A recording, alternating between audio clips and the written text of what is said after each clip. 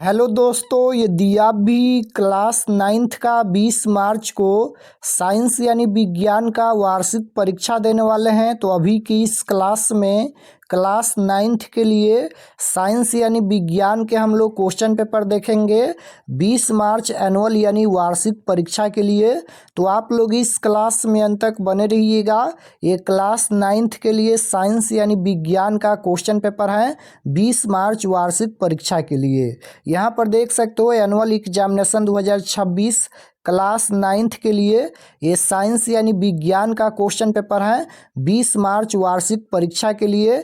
Science का विषय code 112 रहेगा और समय मिलेगा 2 घंटा 45 मिनट का। पूर्णांक 80 रहेगा, 80 नंबर का एग्जाम होगा। तो सबसे पहले पेपर में खंड अ मिलेगा सेक्शन ए। सेक्शन ए में आपसे ऑब्जेक्टिव टाइप क्वेश्चन पूछा जाएगा। 1 से लेकर 80 तक ऑब्जेक्टिव क्वेश्चन पूछा जाएगा। इनमें से किन्हीं 40 प्रश्नों के उत्तर देना है परीक्षा में। तो आइए पहला नंबर क्वेश्चन देखते हैं। फर्स्ट क्वेश्चन यहाँ पर पूछा गया है कि एसआई मात्रक में कितने मूलभूत मात्रक हैं। बताना है कि एसआई मात्रक में कितने मूलभूत मात्रक हैं। तो फर्स्ट क्वेश्चन का राइट आंसर 7 हो जाएगा। ऑप्शन नंबर ए राइट आंसर होगा। एसआई मात्रक में कितने मूलभूत मात्रक हैं तो 7 मूलभूत मात्रक हैं। क्वेश्चन नंबर 2 यहाँ पर पूछा गया है कि न्यूटन की गति का पहला नियम देता है। तो न्यूटन की गति का पहला नियम देता है तो बल की परिभाषा देता है। Right answer option number B हो जाएगा, बल की परिभाषा। क्वेश्चन नंबर 3 यहाँ पर पूछा गया है कि 1 मीटर स्क्वायर बराबर होता है तो 10 के पावर 6 मिमी स्क्वायर होता है। राइट आंसर सी हो जाएगा। क्वेश्चन नंबर 4 है कि निम्नलिखित में कौन आधारी राशि नहीं है। तो कौन यहाँ पर आधारी राशि नहीं है तो वेग आधारी राशि नहीं है। राइट आंसर ए हो जाएगा। क्वेश्चन नंबर 5 यहाँ पर पूछा गया है निम्नलिखित में कौन सदिश राशि है। तो कौन यहाँ पर सदिश राशि है तो बल सदिश राशि है। Right answer option number C हो जाएगा, बल यहाँ पर ये सदिश राशि है। क्वेश्चन नंबर 6 यहाँ पर पूछा गया है कि वेग का मात्रक है। तो वेग का मात्रक पूछा गया है तो इनमें से सभी हो जाएगा। Option number D right answer होगा। क्वेश्चन नंबर 7 यहाँ पर पूछा गया है कि संवेग परिवर्तन की दर कहलाती है। तो संवेग परिवर्तन की दर क्या कहलाती है तो बल कहलाती है। Right answer option number B हो जाएगा।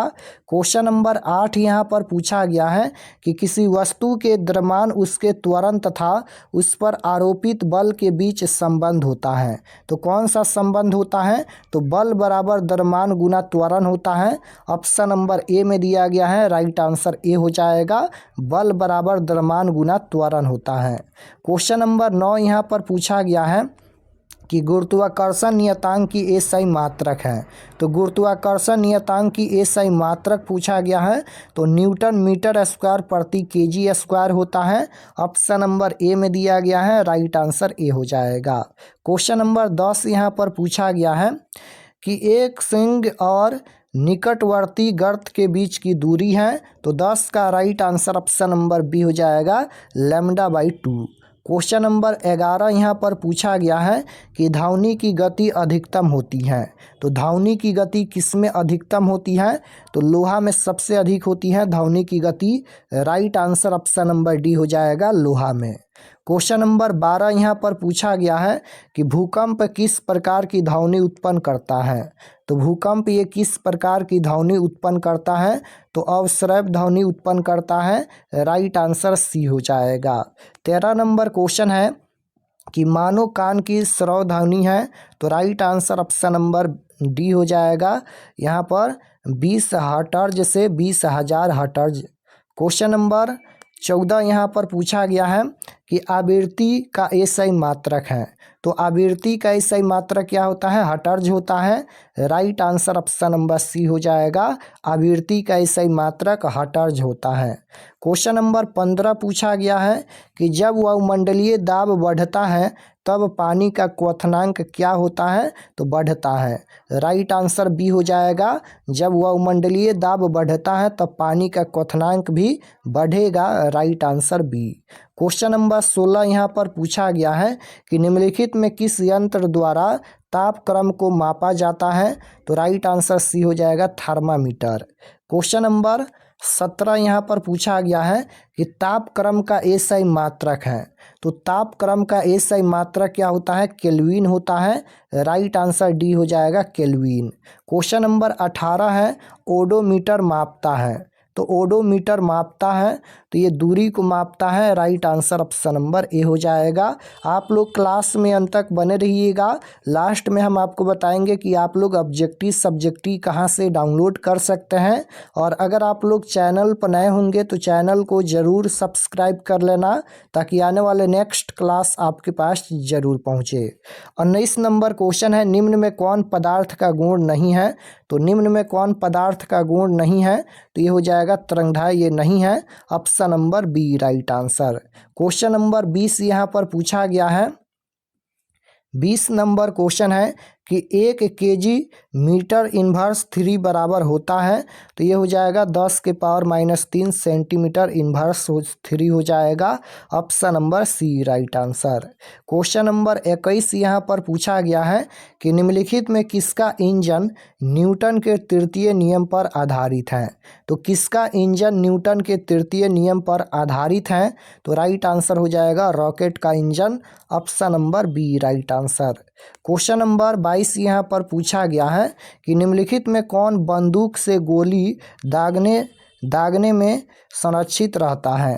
तो राइट आंसर ए हो जाएगा संवेग। क्वेश्चन नंबर 23 यहाँ पर पूछा गया है। 23 नंबर क्वेश्चन है कि प्रतिध्वनि का कारण क्या है? तो प्रतिध्वनि का क्या कारण है? तो ध्वनि का परावर्तन। Right answer option number B हो जाएगा ध्वनि का परावर्तन। क्वेश्चन नंबर 24 पूछा गया है कि एक व्यक्ति अपने सिर पर सामान लेकर समतल सड़क पर जा रहा है तो उसके द्वारा किया गया कार्य होता है। तो शून्य हो जाएगा। Right answer option number A होगा। क्वेश्चन नंबर 25 यहाँ पर पूछा गया है कि निम्नलिखित में किस में पराश्रव्य तरंगों का उपयोग होता है? तो 25 का राइट आंसर क्या हो जाएगा? सोनार हो जाएगा। Option number B right answer. Question number 26 है कि निम्नलिखित में कौन सी ऊर्जा कमानीदार घड़ी में संचित रहती है? तो स्थित ऊर्जा हो जाएगा। Right answer option number A होगा। क्वेश्चन नंबर 27 है कि वाष्पन की प्रक्रिया से क्या उत्पन्न होता है? तो वाष्पन की प्रक्रिया से क्या उत्पन्न होता है? तो ठंडक उत्पन्न होता है। राइट आंसर ऑप्शन नंबर ए हो जाएगा। क्वेश्चन नंबर 28 यहाँ पर पूछा गया है कि गैस का द्रव में परिवर्तन कहलाता है। तो गैस का द्रव में परिवर्तन क्या कहलाता है? तो याद रखिएगा संघनन कहलाता है। गैस का द्रव में परिवर्तन संघनन कहलाता है। राइट आंसर सी हो जाएगा। क्वेश्चन नंबर 29 पूछा गया है कि 100 डिग्री तापमान का केल्विन में मान क्या होगा? तो राइट आंसर डी हो जाएगा 373.15। राइट आंसर डी हो जाएगा।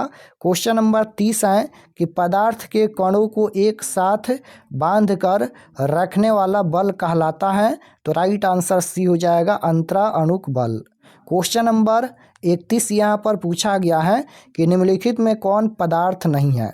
तो निम्नलिखित में कौन पदार्थ नहीं है? तो ऊष्मा यहाँ पर ये पदार्थ नहीं है। राइट आंसर बी हो जाएगा ऊष्मा। क्वेश्चन नंबर 32 यहाँ पर पूछा गया है कि कार्बन डाइऑक्साइड गैस को द्रवीभूत किया जा सकता है। तो राइट आंसर हो जाएगा ताप घटाकर और दाब बढ़ाकर। तो राइट आंसर सी हो जाएगा। 33 नंबर क्वेश्चन है निम्नलिखित में कौन ऊर्ध्वपातित हो सकता है? तो राइट आंसर हो जाएगा ammonium chloride. Option number B right answer होगा। क्वेश्चन नंबर 34 है यहाँ पर कि किसी गैस का सीधे ठोस रूप में परिवर्तन कहलाता है। तो किसी गैस का सीधे ठोस रूप में परिवर्तन क्या कहलाता है? ऊर्ध्वपातन कहलाता है। राइट आंसर बी हो जाएगा ऊर्ध्वपातन। क्वेश्चन नंबर 35 पूछा गया है कि जल, पेट्रोल, अल्कोहल और ईथर के वाष्पन के वेग का सही क्रम क्या है? तो राइट आंसर ए हो जाएगा यहाँ पर ईथर, पेट्रोल, अल्कोहल, जल। क्वेश्चन नंबर यहाँ पर देखिएगा पूछा गया है 36 नंबर की एल्युमिनियम ऑक्साइड का सही सूत्र है। तो एल्युमिनियम ऑक्साइड का सूत्र पूछा गया है तो Al2O3 होता है। ऑप्शन नंबर सी में दिया गया है, राइट आंसर सी हो जाएगा। क्वेश्चन नंबर 37 है कि CO2 के कितने द्रव्यमान 0. यहाँ पर 6.022 गुना 10 के पावर 23 अणु होंगे। तो राइट आंसर हो जाएगा 44 gram. Option number C right answer होगा। 38 नंबर क्वेश्चन है कि आयरन यानी लोहा का लैटिन नाम क्या है? तो फेरम हो जाएगा, right answer D ferrum. Question number 39 पूछा गया है कि निम्नलिखित में कौन शुद्ध पदार्थ है? तो कौन यहाँ पर शुद्ध पदार्थ है? तो चांदी ये शुद्ध पदार्थ है, right answer option number C हो जाएगा। क्वेश्चन नंबर 40 है कि निलंबन में निलंबित कणों का आकार होता है तो 10 के पावर -5 मीटर से अधिक होता है, राइट आंसर बी हो जाएगा। क्वेश्चन नंबर 41 है निम्नलिखित में कौन बहुपरमाणु अणु है? तो right answer option number C हो जाएगा, S8। क्वेश्चन नंबर 42 पूछा गया है कि फास्फोरस की प्रमुखता होती है। तो क्वेश्चन नंबर 42 का डी राइट आंसर हो जाएगा 4। क्वेश्चन नंबर 43 पूछा गया है कि निम्नलिखित में कौन मृदा प्रदूषक नहीं है? तो कौन यहाँ पर मृदा प्रदूषक नहीं है? तो राइट आंसर हो जाएगा ammonium sulphate. Option number C right answer. Question number 44 है यहाँ पर निम्नलिखित में कौन हरित गैस नहीं है? तो right answer option number B हो जाएगा O2। क्वेश्चन नंबर 45 देखिए, इसमें न्यूट्रॉनों पूछा गया है कि इसमें कितने न्यूट्रॉन होंगे? तो राइट आंसर हो जाएगा 9, option number B. Question number 46 पूछा गया है कि ओजोन परत वायुमंडल के निम्नलिखित में किस भाग में पाया जाता है? तो ओजोन परत वायुमंडल के किस भाग में पाया जाता है? तो याद रखिएगा समताप मंडल में पाया जाता है, राइट आंसर बी हो जाएगा समताप मंडल। क्वेश्चन नंबर 47 है कि H2O का 1 मोल बराबर होता है। तो H2O का 1 मोल बराबर क्या होता है? तो 18 ग्राम होता है, राइट आंसर सी हो जाएगा 18 ग्राम। क्वेश्चन नंबर 48 है कि CO का मोलर द्रव्यमान है। तो राइट आंसर हो जाएगा यहाँ पर 28 MU, ऑप्शन नंबर ए राइट आंसर। क्वेश्चन नंबर 49 पूछा गया है कि 10 ग्राम Ca में मोलों की संख्या होती है। तो 0.25 होती है, राइट आंसर बी हो जाएगा। 50 नंबर क्वेश्चन है निम्नलिखित में कौन अमोनियम सल्फेट का सूत्र है? तो कौन यहाँ पर अमोनियम सल्फेट का सूत्र है? तो राइट आंसर ऑप्शन नंबर ए हो जाएगा NH4 2SO4। क्वेश्चन नंबर 51 यहाँ पर पूछा गया है कि एक यौगिक का सरल सूत्र CH है, इसका आणविक द्रव्यमान 78 है, तो यौगिक का अणु सूत्र क्या होगा? यहाँ पर यौगिक का अणु सूत्र पूछा गया है तो C6H6 हो जाएगा, राइट आंसर सी होगा। क्वेश्चन नंबर 52 पूछा गया है। 52 नंबर क्वेश्चन है कि बक मिस्टर फुलेरिन का अणु सूत्र निम्नलिखित में कौन है? तो राइट आंसर बी हो जाएगा C60 हो जाएगा, ऑप्शन नंबर बी में दिया गया है। क्वेश्चन नंबर 53 है कि मनुष्य के शरीर की सबसे लंबी कोशिका कौन है? तो मनुष्य के शरीर की सबसे लंबी कोशिका तंत्रिका कोशिका होती है, राइट आंसर सी हो जाएगा तंत्रिका कोशिका। कोशिका झिल्ली बनी होती है, तो कोशिका झिल्ली बनी होती है लिपिड और प्रोटीन दोनों की बनी होती है, राइट आंसर सी हो जाएगा। क्वेश्चन नंबर 55 पूछा गया है कि प्याज किसका रूपांतरित रूप है? तो right answer option number B हो जाएगा तना का। क्वेश्चन नंबर 56 पूछा गया है कि स्पाइरोगाइरा है, तो स्पाइरोगाइरा है, राइट आंसर हो जाएगा ये हरित शैवाल है, option number C right answer.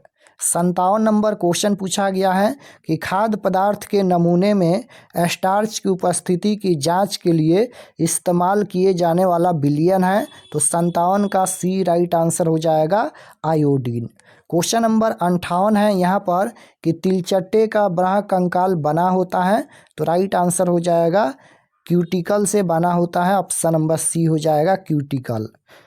निम्न में किस पादप में बीज होते हैं परंतु फूल और फल नहीं होते हैं? तो किस में नहीं होते हैं? पाइनस में नहीं होते हैं। राइट आंसर ए हो जाएगा। 60 नंबर क्वेश्चन है, निम्नलिखित में कौन एक बीजपत्री पादप है? तो 60 का राइट आंसर बी हो जाएगा, गेहूँ। क्वेश्चन नंबर 61 है यहाँ पर कि अरेखित पेशी हैं, तो राइट आंसर ये हो जाएगा अनैच्छिक।